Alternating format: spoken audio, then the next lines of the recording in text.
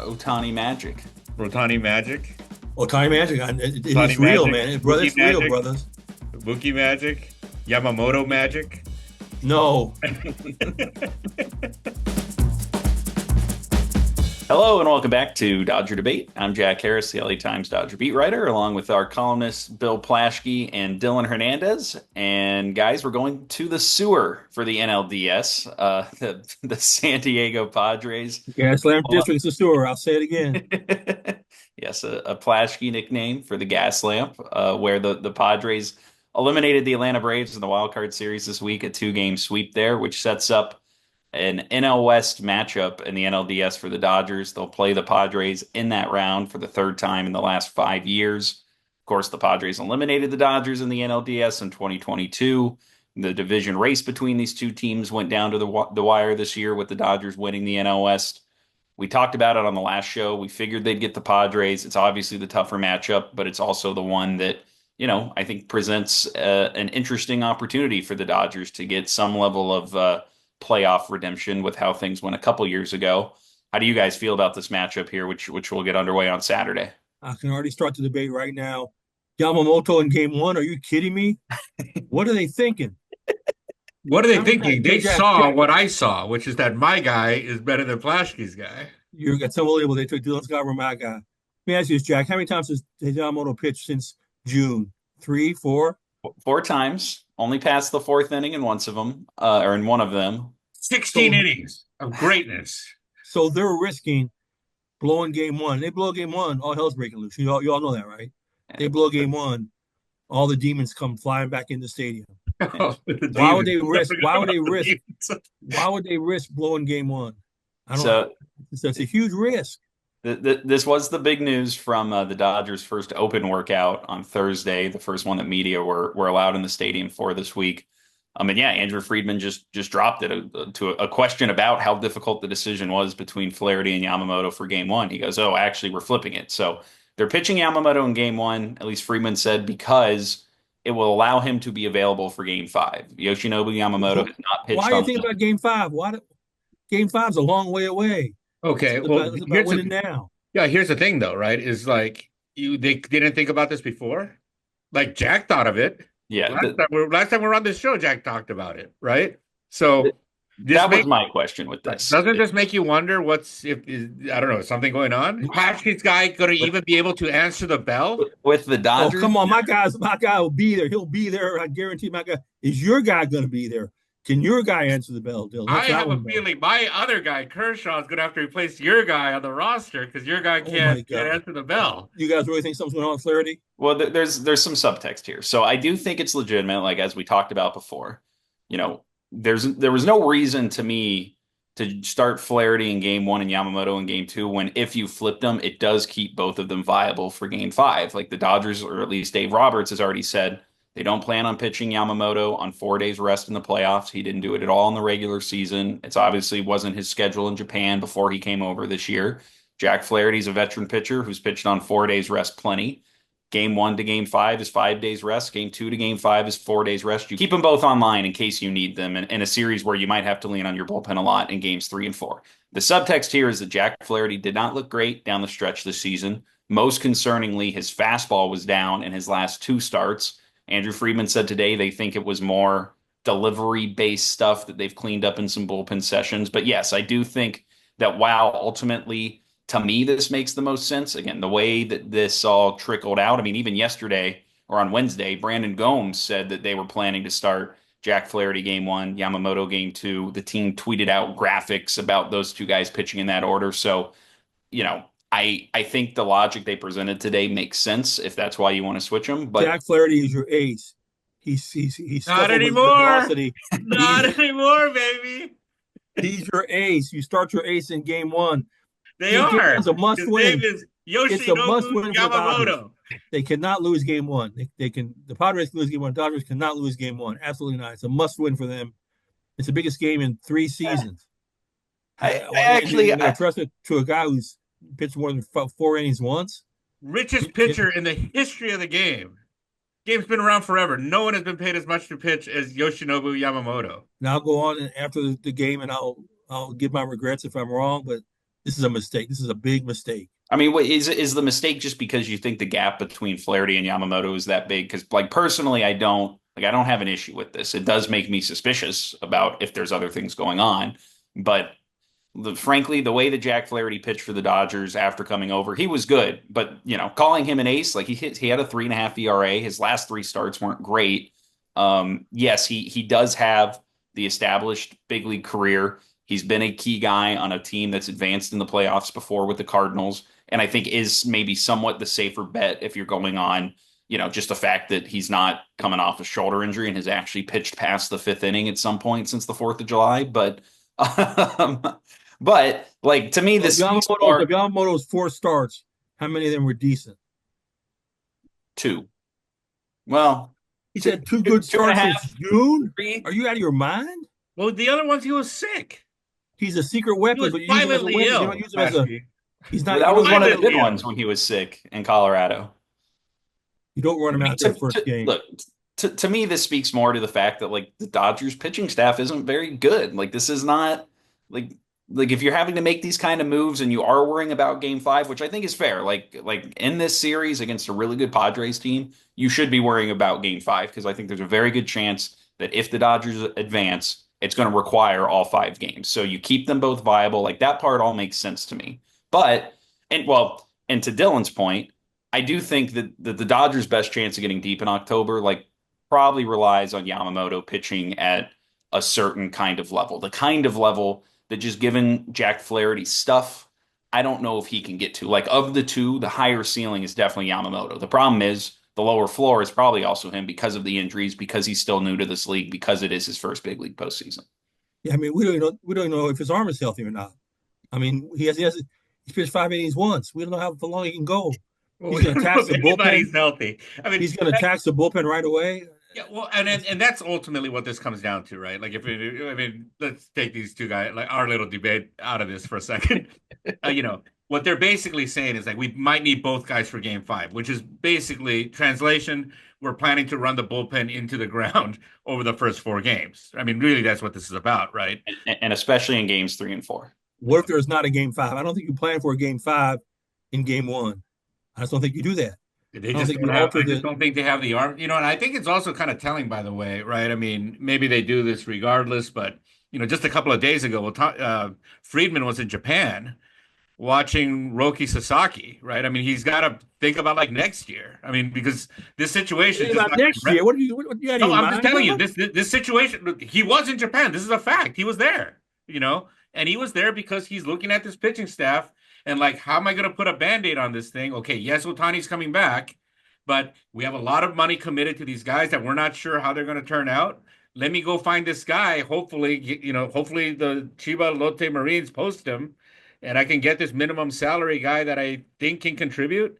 I mean, this whole pitching thing is just, I mean, let's just cut all this stuff out of it. I mean, the pitching is just a mess right now, right? And I mean, this is a team that led the major leagues in wins this year. And the feeling, I think, going into this series is that they're underdogs, right? And it's because of the pitching. And this is despite Musgrove being out, right? I mean, that might have kind of balanced the scales a little bit. But, this pitching is a problem. There was a problem last year. It was a problem the year before. Now, we can sit here and talk about how, okay, they didn't hit. The pitching wasn't necessarily the reason they lost. But the pitching made sure that they basically had no chance, right? Even if they hit, at some point they would have lost because the pitching wasn't any good. And I think, again, depending on how these two guys at the front, I mean, we don't, to your point, Plaschke, that is totally fair. We don't know what we're going to get out of Flaherty. We don't know what we're going to get out of Yamamoto. And unless both guys are pretty good, it's going to get tough because, behind that, I mean, honestly, at this point, I think that they might get their best start of the series out of Walker Buehler based on the last game he pitched. Then you're looking like at a bullpen game, and you can get away with this over a 5-game series. I don't like this in a 7-game series in the NLCS, 7-game series in the World Series. You're already going to the NLCS. We weren't out of the DS yet. Well, because this guy's pitching Game 1, like everything's, and Game 5 now, like.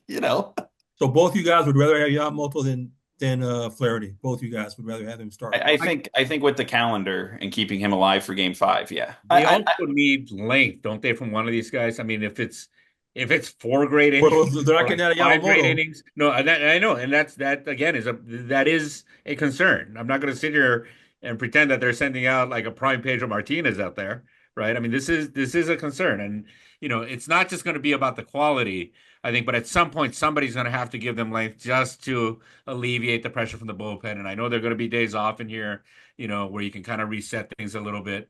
But, again, they have to win 11 games to win the World Series. This isn't just about getting through this round. I do think the way this series sets up, so because the Padres didn't have to play game three against the Braves, which is really what the Dodger players said, while I think that there is some intrigue in playing the Padres, they really just wanted more chaos in that series. So the Padres got to save Cease. He'll start game one. Game two is probably Yu Darvish or Martin Perez. Game three, they can go back to Michael King, who started the first game of the wild card series. And then game four is going to be another question mark because that would have been Musgrove's spot. And it looks like, he has this elbow injury now that he got this week that, looks like it's going to keep him out. So the way I look at this for the Dodgers is you need two of those three guys, Yamamoto, Flaherty, or Buehler, to pitch well. And I think one of the keys in this series is because both teams have good bullpens, it's who gets ahead, who builds an early lead, which starter at least, gets through the first two times through the order without putting their team in a hole. To me, that's the important part. So even if the Dodgers lose game one, there's going to be opportunities to get games back in the series. To me, I don't really see a path where the Dodgers can win this in 4 games or less because of the pitching problems. And that's why when it comes to this Yamamoto Flaherty decision, if you can keep them both viable, even for just a couple innings in game five, that makes a lot more sense to me and does, in my opinion, like raise your chance of advancing. Again, like this speaks to like already before the first game, this team's having to try to thread the needle with their pitching staff. It's having to, game theory out. Well, what happens when we inevitably lose a game or two or get a bad start or have to lean too much on the bullpen? Like part of the reason they're doing this is because they're worried about how much they might have to lean on the bullpen in a potential game five when that's going to be coming off of an off day with more off days after it. Like that's the reality here is that, regardless of who's starting one or two, this team's only advancing if the majority of these guys they send out on the mound are good. And if they, if you can't piece that together, regardless of what order they pitch in, this isn't going to work. So at least this way, to borrow Andrew Friedman's phrase, like this does give them more options, but it also speaks to the really dubious way the staff has been put together going into October, or the place it's been left in because of all the injuries they've had. If this team can afford one bad game from a starting pitcher, it would be game two after a game one win. They can go down to San Diego 1-1. Flaherty's coming back on game four, game five. That would work perfectly. Not game four now. Yeah, that's crazy. So Flaherty, if he pitched Saturday, he could pitch in game four, right? If he pitched on Saturday, that would have been on short rest, which I don't think they would have done with him. So, but if they were facing elimination, that's maybe, but I don't think he would have been making a normal start in game four. Well, the other big piece of news from today was on Freddie Freeman, who is looking like a much bigger question mark to be available for game one than he had been earlier this week, or at least than the Dodgers had been advertising. I told you, Jack. I told you when he heard us, I said, this is Max Muncy all over again. And it might be. What appears to be the case is, today they did this intra-squad scrimmage. He was out there taking at bats against live pitching, but he wasn't running the bases. He wasn't playing defense. I think those are the two areas where this ankle is really going to be limiting. Andrew Friedman said he's going to be on the NLDS roster no matter what. Maybe it's just, at least early in the series in a capacity to pinch hit, but it does seem like he's trending in the wrong direction at this point compared to Miguel Rojas, who was a full participant in everything today and sounded very confident about being available. How big of a deal is this? And can the Dodgers get through this series if they don't have a Freddie Freeman who's close to 100% and in the lineup, from Saturday on? I think it's fine. I think it's going to be okay. I think Teoscar Hernandez can pick up the slack. Muncy can pick up the slack. Freddie hasn't been his best this year anyway. I mean, it's a huge loss. It would be a huge loss.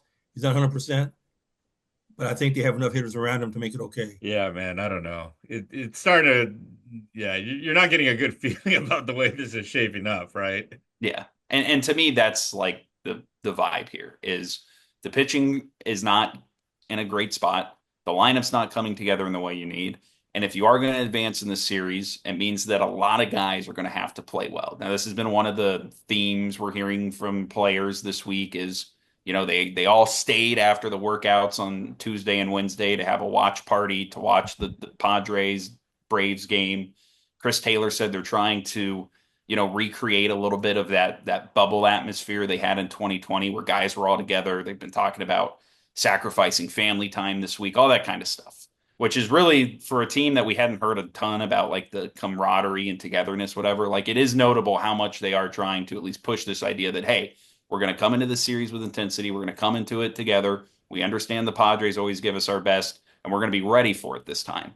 I don't know if I believe that though, or at least, I feel you saw when it went well last week when they did beat the Padres at home. That's what gives me some sort of confidence if you're the Dodgers about, hey, we can put this together. But like when I look at this series, this is what it comes down to is like the Dodgers are probably in a worse place roster wise. They're definitely in a worse place pitching wise. And they're going to have to do the kind of thing they don't usually do in October, which is have a lot of guys perform, be able to outplay even maybe like the state of your roster and play with a certain level of focus and execution and intensity that they can't always get to this time of year. I think they win the series. I think they go to Philadelphia and win. I think the Phillies beat the Mets. The Mets are partied out. Philadelphia beats the Mets, and I think they play the Dodgers in NLCS. What do y'all think? Yeah, I still kind of, I don't know, despite everything, and I think it's going to be kind of messy, and I think it's going to leave them like they're pitching in a really, really bad place.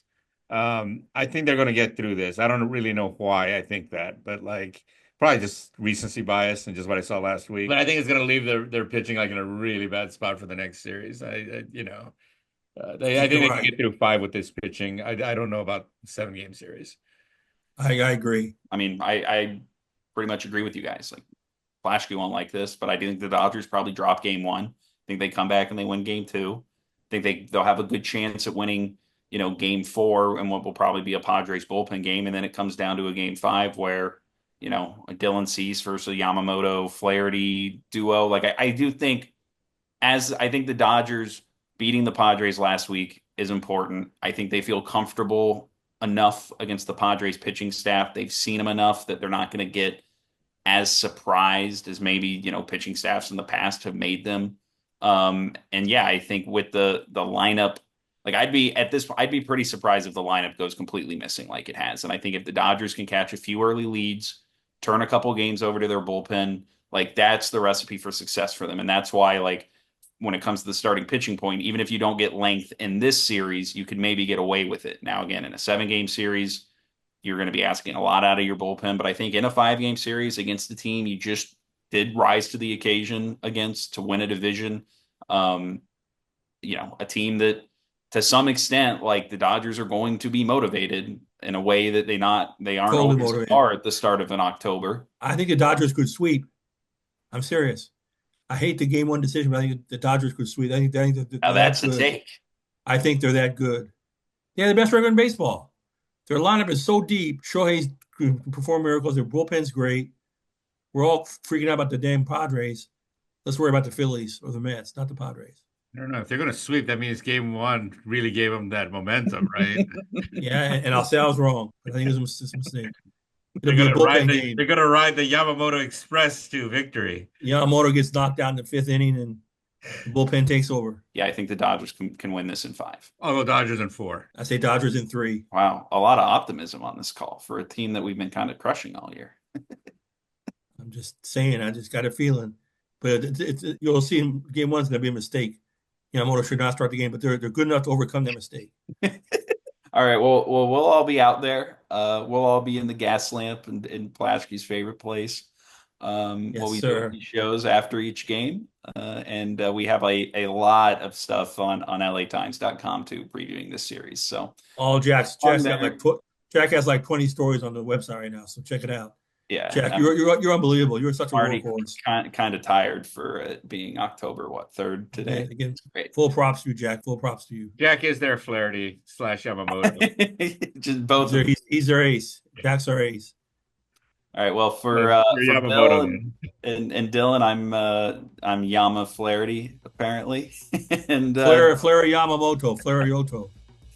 Yeah, thank you guys for watching, and enjoy the series.